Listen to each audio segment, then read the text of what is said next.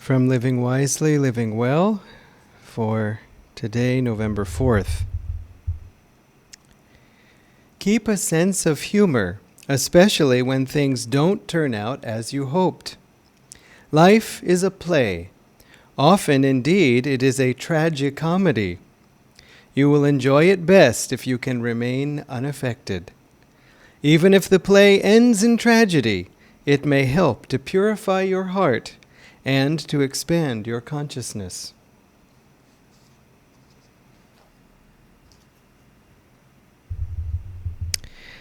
So, Swamiji in this book many times offers us the suggestion of keeping a sense of humor. I'm going to just look at the chat here. Is it paused? Is everybody okay? Okay, good. Well, good, because we are always having to keep a sense of humor about our Zoom meetings also, and the technological aspects and so on, too. Swamiji gives us this advice repeatedly in the book to keep a sense of humor for different reasons, for different purposes. And this was something he encountered with Master right away, that when Yoganandaji would give his talks, his satsangs or even sermons, Swamiji was surprised, he said, at first to find so much humor in them. And Swamiji had a great sense of humor, but he had felt that somehow maybe spiritual teaching, living for God, all of this was so serious that what was all of this joking also? But he noticed in observing Master over time that when Master would tell a funny story, that then right after that he would insert or inject a very serious point, a very powerful teaching. And Swamiji wondered, it's as if the laughter opens people up or opens us up. It also relaxes us a little bit, relaxes even the ego a little bit perhaps. And then through that opening, then the spiritual medicine can come. And so in this particular reading, Swamiji is telling us to learn to laugh even when things don't go our way, and to understand and accept the tragicomedy of life, to try to find something that we can laugh about it. If it's a great tragedy, we may not be able to laugh sincerely about it right away. Maybe later, or maybe we can find something else to laugh at as practice, as a warm-up. Maybe read a funny story. In fact, Yoganandaji gave this advice: read one funny story every day.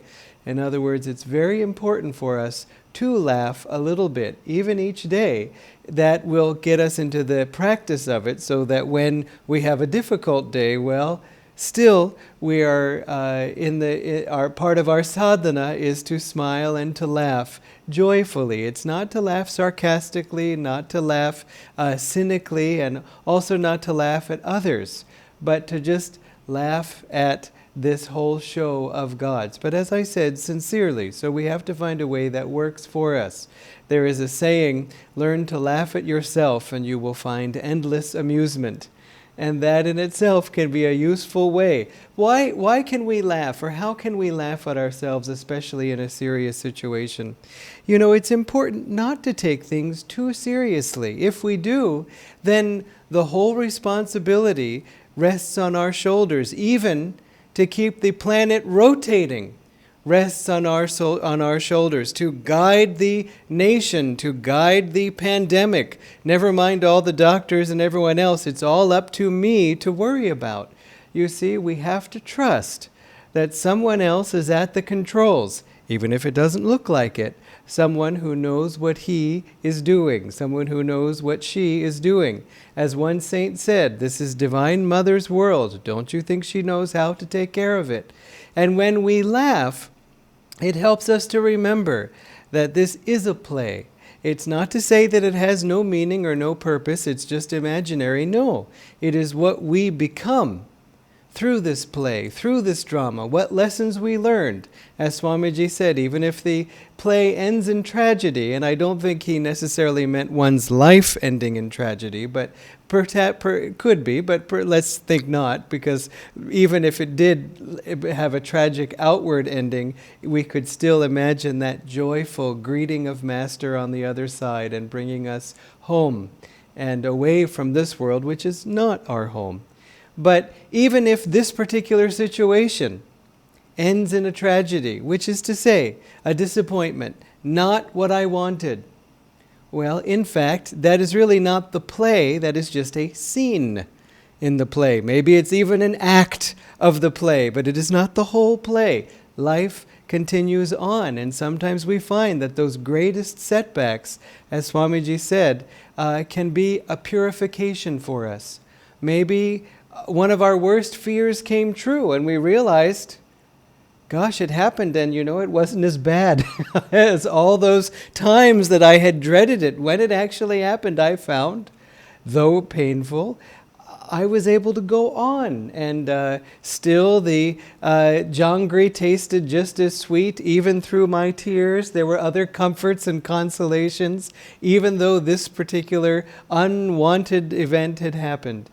And so again, trying to find ways to, whether we deliberately divert our minds to read a funny story, whether we try to find something humorous in it, say, God, how can you find, tell me something that's funny about this. Sometimes what's funny, I know in my own life, is when I have tried everything in a situation and every single thing has failed.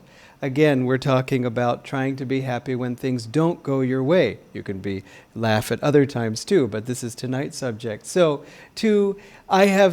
every single thing hasn't worked, and I've had to laugh because I've thought, what are the chances that I would lose every coin flip, flipping a coin, heads or tails, that every single one I would end up losing?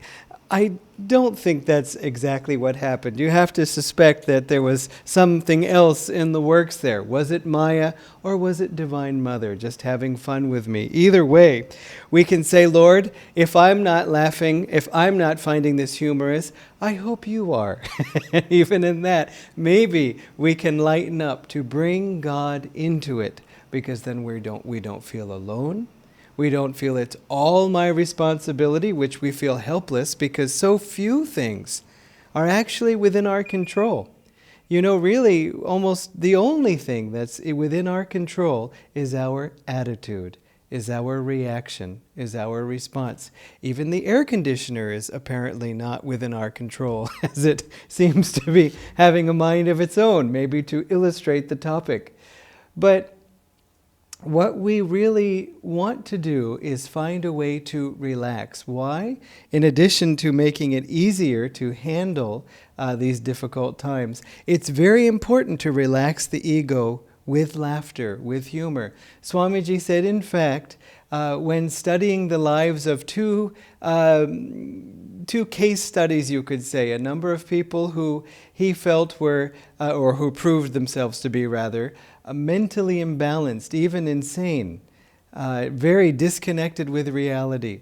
And he said that he saw in those cases, one common feature was that they lacked a sense of humor, that in a way of stepping back from life and laughing at it. So he wondered about that.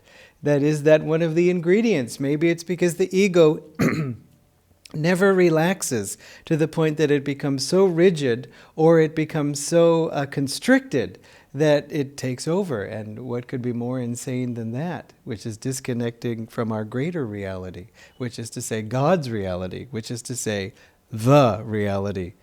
On the other hand, another example he noticed was in Nazi Germany, because he grew up in Europe during that time in the 1940s and the 30s before that.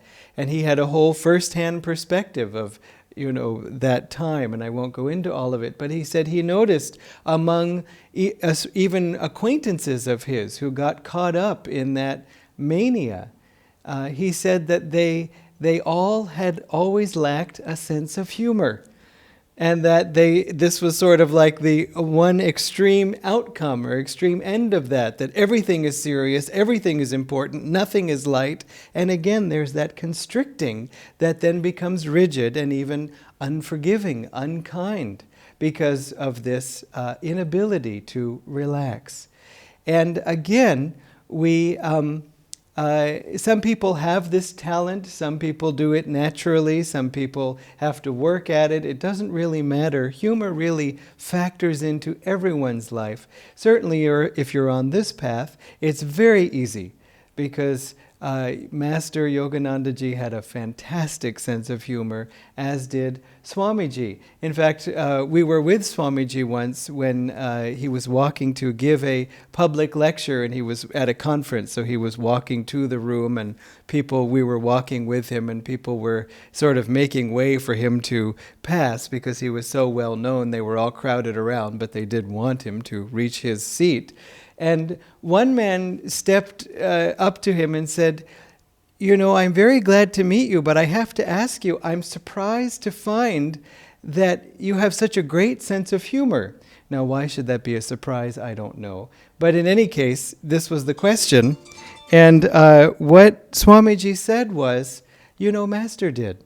Master had a great sense of humor. That was his reason, that Master had it, and so I carry on in that same spirit.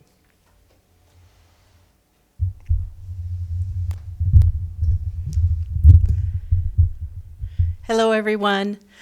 I was thinking about this humor topic also, since we were scheduled to speak about it. And, one of the things about life is we're having this swing of emotions back and forth, elation, depression, sadness, or I should say happiness, sadness.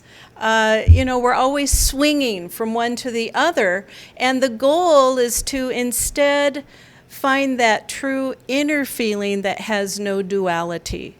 And in a way, humor helps us decide what that is, and I'll explain a little bit where, suppose we're, like Dharmarajan said, having a very negative time, we flip that coin many times, and how could it be that even the 10th time we do something, it still fails?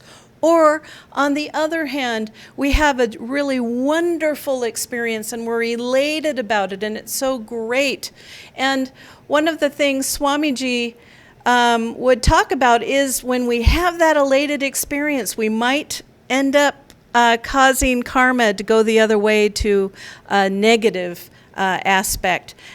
His example is he had a RV, a recreational vehicle, one of those kind of houses on wheels, and he felt so happy to have it, but he knew his happiness was a little bit of elation as opposed to an inner joy, just sharing that joy with God. And so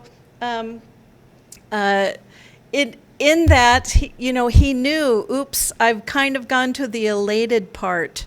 And then it turns out someone went to the store, and the parking brake somehow didn't work, and the whole van type thing slowly but surely went and bumped into a wall. And then, he was, making a peanut butter sandwich or something? He was reaching up to pick up something and fell. Yeah, he was reaching up to pick up something, and then he fell. And then he laughed and said, "Ha-ha, Divine Mother, you caught me."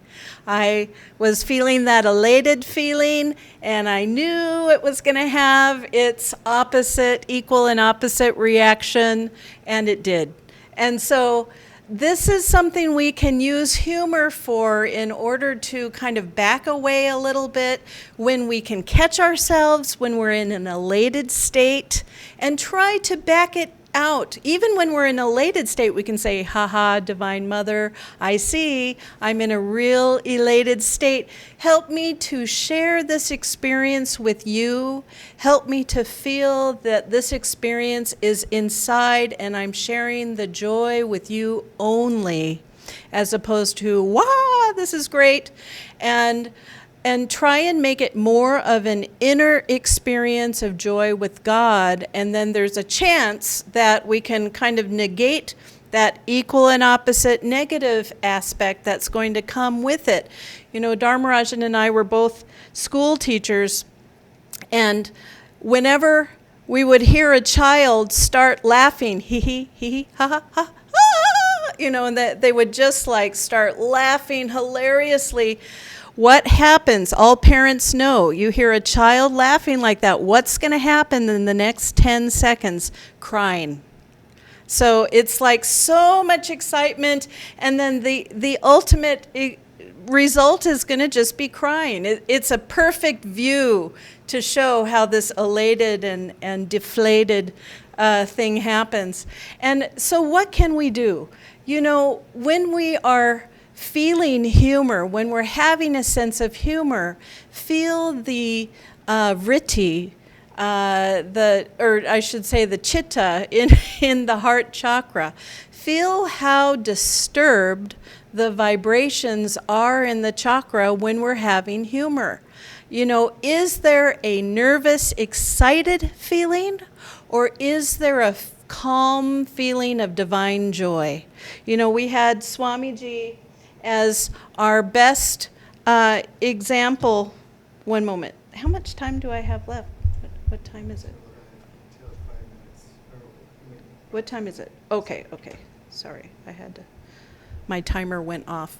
So Swamiji was such a beautiful example of this because, you know, when he laughed with this great belly laugh, but you could tell he had Divine Mother close to him, and he was feeling that laughter in a divine joy way.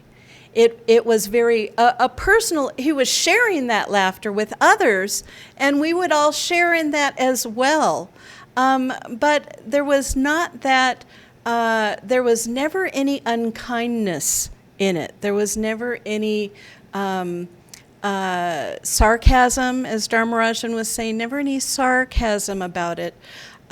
You know, sometimes people, when they get over familiar with each other, will start teasing each other and kind of saying things like, oh, I know you, you're this way, you know, trying to put people in their own place, or in a negative place, by saying, I know who you are, and ha ha ha ha ha, and you're not important, those kinds of things. That's not the right way to do the sense of humor. Instead, think of humor as something we share with everybody. That, and especially that this private humor. So again, when we reach that peak of elation, or when we then reach that depression that can happen, also in that depression we can look at that and go, okay, Divine Mother, what's trying to happen here? I see. You made this fail because you want me to do something else. Okay, I see. You know, I've been really bumping my head into the wall trying to make it happen this way, and it didn't. And okay, now I see, as opposed to reacting so hurt or sad or why is this happening to me? It's kind of a victim consciousness. Instead of getting into that, humor helps us take one step back to get a view of life, to get an overall view of life, to see the big picture. And so just that little bit of laughter helps us kind of take that step back and see what's really trying to happen in life. And in that way, humor can be a great benefit, aside from just relieving stress. Right now, as Americans, we're dealing with seeing our country have an election that everybody is very, very tense about, because everybody is either very much for the president or very much against the president, and it's kind of turning into a 50-50 thing.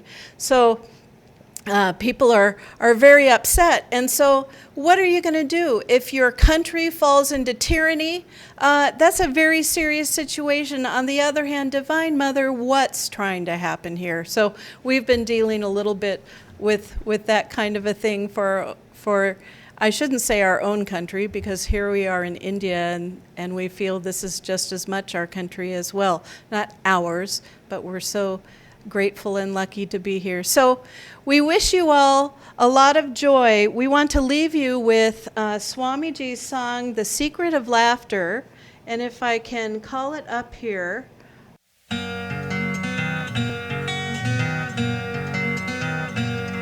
The secret of laughter lies in the laughing, not in the search for joy.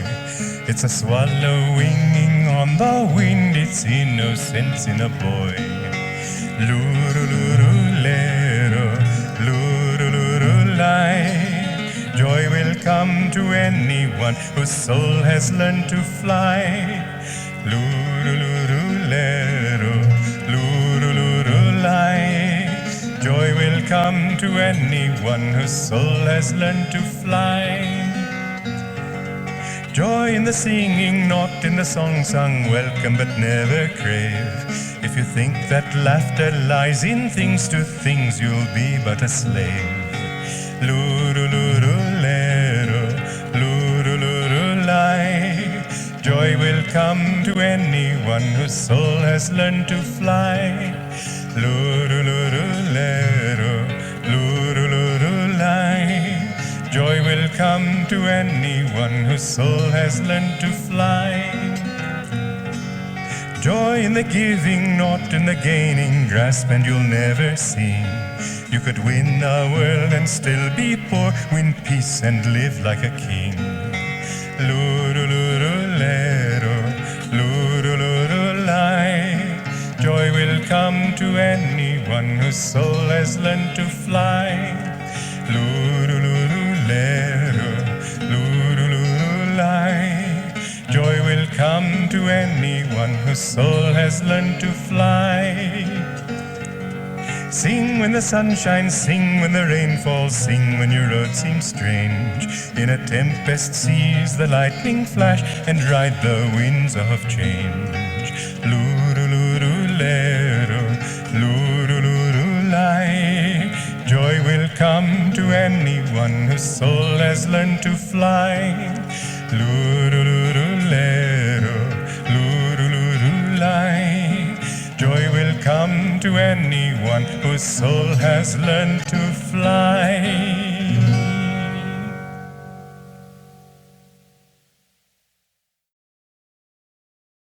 Okay, everyone, thank you so much for joining us. God bless you.